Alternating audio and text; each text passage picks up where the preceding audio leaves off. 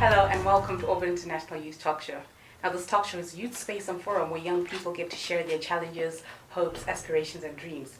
Now today we have a very special guest and I'm sure we all know her and she's one of the most prettiest women in Zimbabwe. Her name is Ammara Brown and Ammara has been doing so well in the music industry and she's also an actress and she's here to tell us a little bit about her story. Welcome Ammara. Hey, thank you. How are you?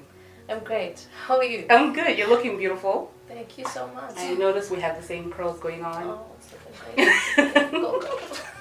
So Ammara, tell me a little bit about yourself. Wow, where do I start? Where do you start? At the beginning, I'm just a middle-class girl with rich girl dreams. Basically. Wow, I like that. Okay. So what was it like for you growing up in the entertainment world?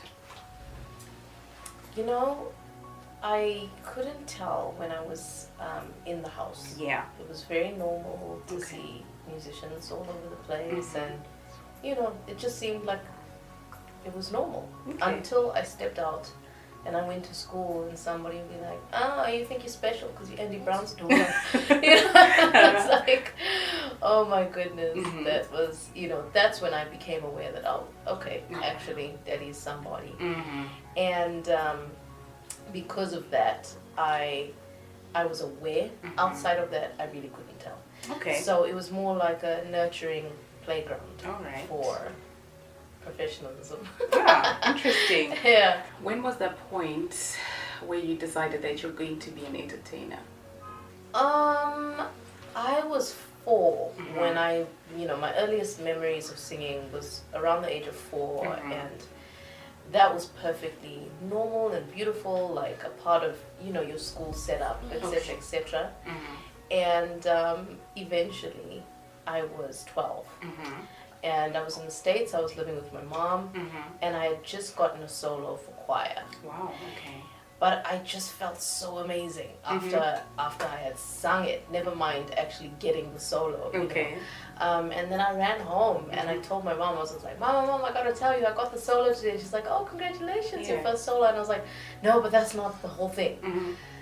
I want to be a singer. And she looked at me and she said, are you sure? I said, yes. And she said, okay, let's do it then. Oh, wow. And she was really the backbone of a lot of what happened in my career, to be perfectly honest. So, it was quite a trip. I was 12. Okay. Okay, so was it easy for you to break into the entertainment industry because you were Andy Brown's daughter? No. I remember being all of 14, going on 15. I was 15, I think, at the time. And I had been working as my dad's backing vocalist. Okay. That was the most, grueling part of the entire industry, as far as I can remember, because we had long hours when everybody else was going to the movies and everybody else was having boyfriends or whatever. I wasn't doing any of that. I was in the club, on stage, weekend after weekend, holiday after holiday. I didn't know what a holiday was. Wow. I just worked throughout. I must have been 14 when he gave me my last bit of pocket money, and the rest was come and work for yourself. So when I was 15, there was this competition called Music Crossroads. Okay. And that's still going till today. But at the time, I remember rehearsing with my band, and my dad was trying to give me some sort of advice. I was just like, wait, Dad, just wait. And, a second later I realized, oh my gosh, was I just rude just now? but I could see him smiling, because he actually could see that actually she's got this. I'm gonna let her have that. Okay. And even when we entered the competition and we got into it, we won regionals and nationals eventually. Wow. We went on to represent Zimbabwe and Malawi and that kind of thing. Okay. But that was solely off of performance credit, because at the end of the day, you can be whoever's child you want to be. Yeah. That cannot deliver on a stage. It's true. That's the bottom line. True. Yeah. That's the bottom line. So it's never been easier. If anything, it's been more challenging, because people would think, oh, well, you got your father's shoes to fill. How are you gonna, are you gonna do that? I'm just like, I'm not trying to fill those shoes. Exactly. Actually, if anything, I'm trying to create my own and my own space, and that has been a hell of a challenge within itself. But I've come through. Going back, this leads to my next question. When you're saying that a lot of people are like, you have to fill in your father's shoes. How is it for you being, constantly compared to your dad, the great Andy Brown and then Ammara Brown? I think, unfortunately for those people who compare, I had just enough time with my dad to find a part of my sound and have him listen to it. Yes. And in the most genuine fashion he could, look me in the eye one day listening to the song called I Release Us. And he said, Ammara, this is a classic. I could have never written this. Wow.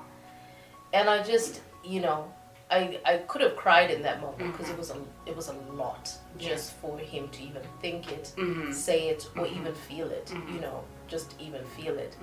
And then in that moment, I was also reminded that the kind of classics he created were just completely different. Okay.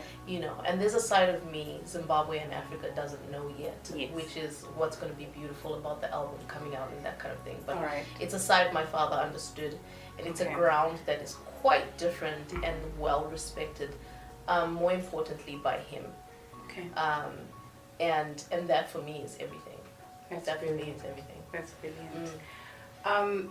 When it comes to your songs, I've realized that you connect your culture with most of the songs you've sang with Jah Praiser, even alone, you always link it to your culture. There are a lot of young women out there who are trying to copy someone else, but you're very proud of being Zimbabwean. How do you do it? Oh, well, it's so simple. I'll probably have to thank my father for, nurturing. Between him and Chioniso, I'm pretty sure I was 8 years old, just nagging Chioniso, like, please can you teach me, please can you teach me the mbira. I wanted to learn it so bad. And eventually my dad was like, Chi, if you don't just teach her, she's gonna keep nagging. She's when she wants something, she's gonna get it. So, and just from that age already, just the constant cross cultures, because my mother was, she was Muslim with Western influence, and she was mixed ethnicity. My father was mixed ethnicity as well, but in a very different way. And they both sort of upheld different sides of culture in a liberal fashion. So I became a product of, because I'm a combination. Technically, when you're of mixed ethnicity, you're from a certain place, and different lineages come into play into who you ultimately become and what culture you practice. So more so than the color of your skin, what you do on a day-to-day basis and how you express yourself is the fabric of what culture really is. Race doesn't even matter anymore. It's really culture. So that sort of comes quite effortlessly. All right. Well, after the break, we'll be continuing with Ammara, as we'll be talking more about her successes. We'll be right back.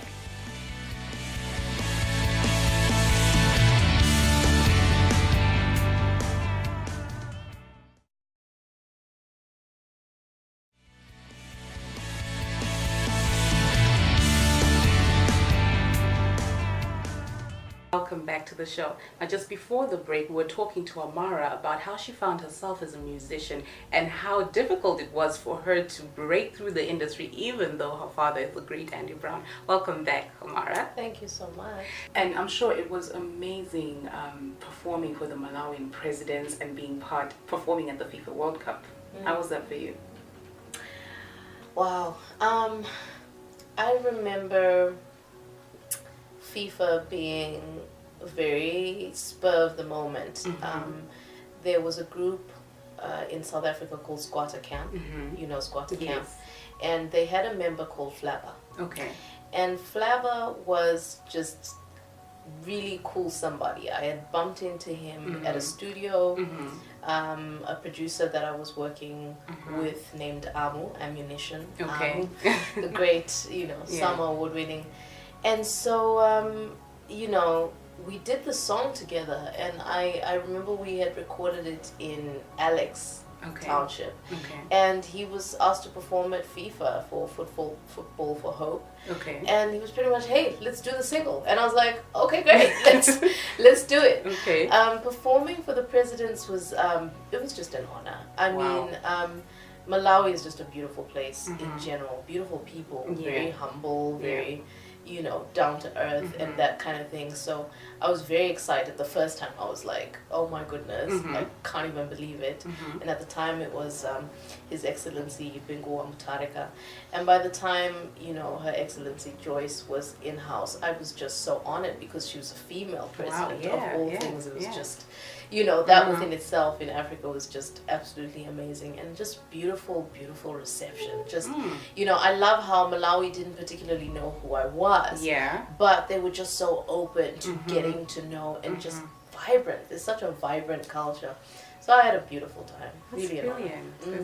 That's brilliant. So your song Mukoko made quite a stir, and it hit the charts. A lot of young ladies were like into it, and I think they were singing it mostly dedicating it to their boyfriends or the people that were asking them out during that time.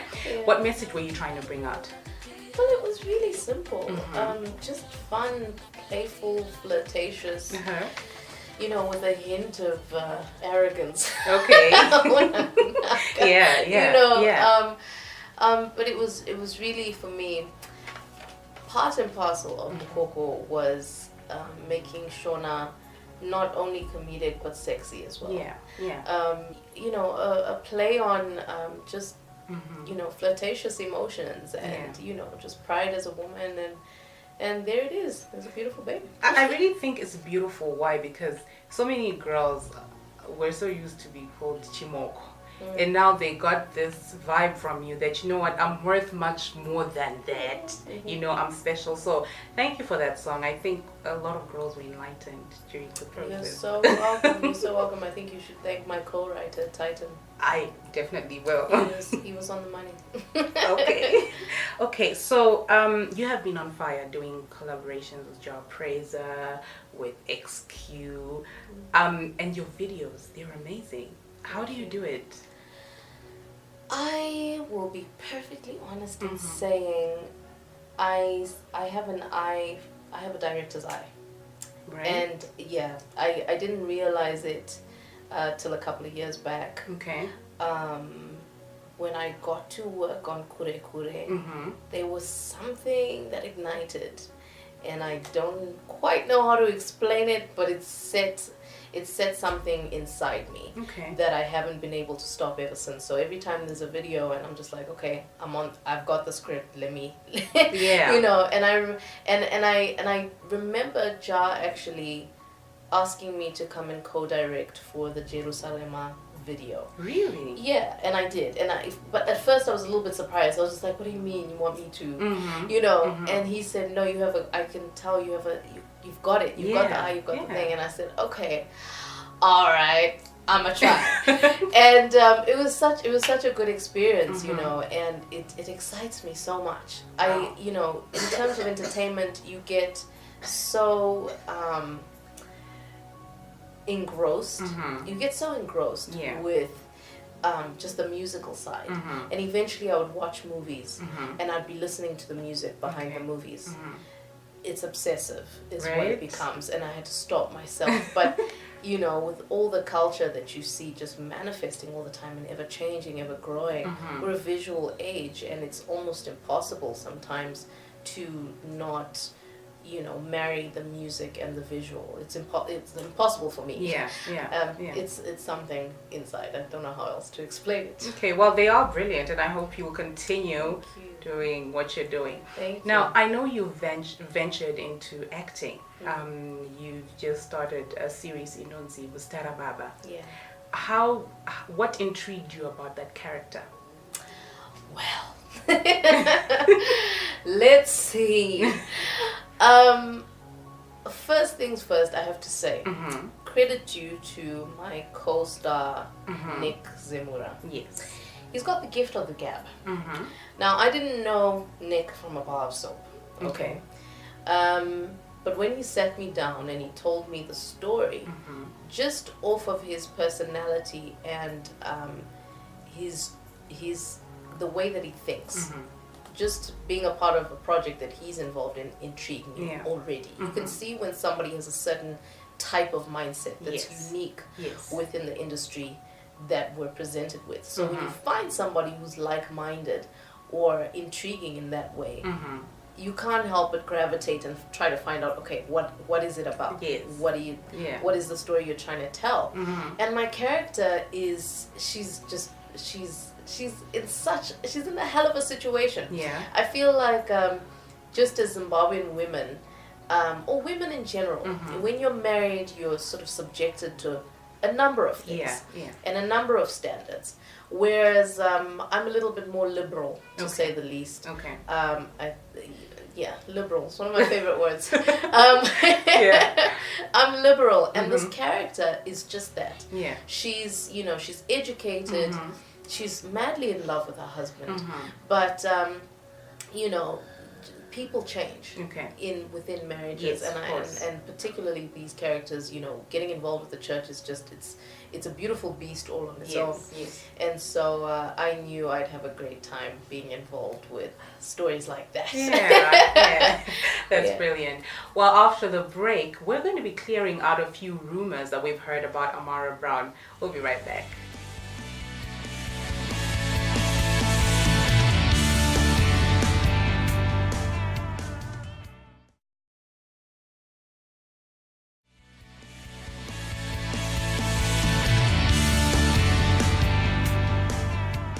Hello and welcome back to the show.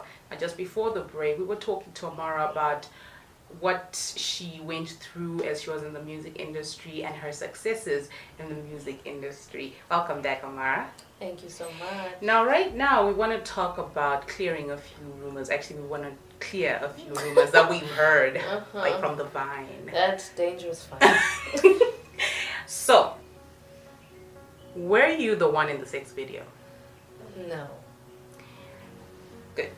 How did you feel when you were being accused of being part of that sex video? I'll be perfectly honest in saying initially I didn't panic. Okay. Because I knew it wasn't me. Yeah. And I thought, surely people will watch it and see that it's not me. That was my initial reaction. Yeah. I was on set on Musitara Baba. Okay. And I was busy working. Next thing you know, my manager shows up and she's just losing it. And I'm like, what is going on? What? And she's just like, oh, the client's this and whatever. So slowly business was crumbling in the corner. Jar Praiser calls me off of the director's phone. Ammara, are you okay? And I'm just like, yeah, I'm fine. And he's just like, don't turn on your phone, keep your phone off. I'm getting these, things sent to me. I haven't opened them. And I said, don't panic. Imagine, I was like, don't panic. It's not me, so don't panic. And he was just like, oh, okay, well, just keep your phone off anyway and whatever. I said, okay, cool. And the next day, by the time I turned on my phone, I had a complete influx of just invasion of privacy. First of all, my private line was now being sent into groups. Everybody wanted to ask me the same questions, and it was just chaotic. Clients were canceling deals, corporate. I was literally losing money like by the hour, in the thousands. So, it was absolute. Then I was just gutted because I'm just like, okay, this is not worth, and where is this thing coming from? Now we had to do the homework, and I was so grateful very quickly because my fans started doing the homework for me. They're the ones who found out who the porn star actually was and sent the links and the what. But there was obviously too many people shuffling about saying, no, but it's her. Look at the hair. And I'm just like, oh my gosh. So I just kept quiet. I just needed a day to reel it in. And I couldn't afford to stop and break down. I was leaving for America literally the next day. Because I was going to perform at the Zimbabwe Achievers Awards. So, and as I'm leaving for the airport, I see this headline of the tabloid, Ammara Brown on sex tape, and I was just like, this is just so disgraceful. I was completely disheartened, and I felt so disrespected by the media bodies who perpetuated the lie. On the other, I was really grateful because my fans, my true fans, my core fans, the Amartians, they came through and they were like, that's not her. Yeah, we know it's not. First of all, we can just see that it's not her just by looking. And that to me was beautiful to witness. So I was very grateful for my fan base. That's great. So, did you ever date Rocky? Yes. Okay. True. And is it true that you turned down his proposal? No. I remember him joking about marriage on the phone once. That was all. Oh, okay. He never actually proposed. Oh, okay. We had dated for such a short time, I think. All right. Okay. That's it. Now, you being a musician and you're doing so well in the industry, do you think Zimbabwean music can make it in the international arena? I think Zimbabwean music can make it if we upgrade a certain level of quality. Yes. And we increase our numbers in terms of support from the fan base. Yes. It's a two-way, it's a partnership between us and the fans. Yeah. Because when MTV or etc., when the bigger stations are looking at the numbers in terms of even just to play your video. Yes. Zimbabwe is this tiny little country. Yes. And we can only guarantee the stronghold of our own people watching that, as opposed to other bigger countries like Nigeria, for instance, where they know if they play a Nigerian video, they're going to get X amount of million people. So the more we see Zimbabweans becoming interactive online and supporting and really pushing the numbers, which I should say thank you to the Amartians for, because they've done really great. That's great. That's pretty much what we can rely on. We'll get there. All right. Now, you being an inspiration to a lot of young people in the music industry, and what can you say to all the young people out there who are inspired by you and who want to get into the music industry? I'd have to say to anybody who's trying to make it within any industry that your natural talents are not enough. Hard work trumps talent any day. Any given day. So if you're talented, I'm happy for you. That's cute for talent shows. But if you want to make it, you've got to be incredibly disciplined. And I do mean boot camp, military, disciplined about your craft. And when you respect your craft, people will respect you for your craft.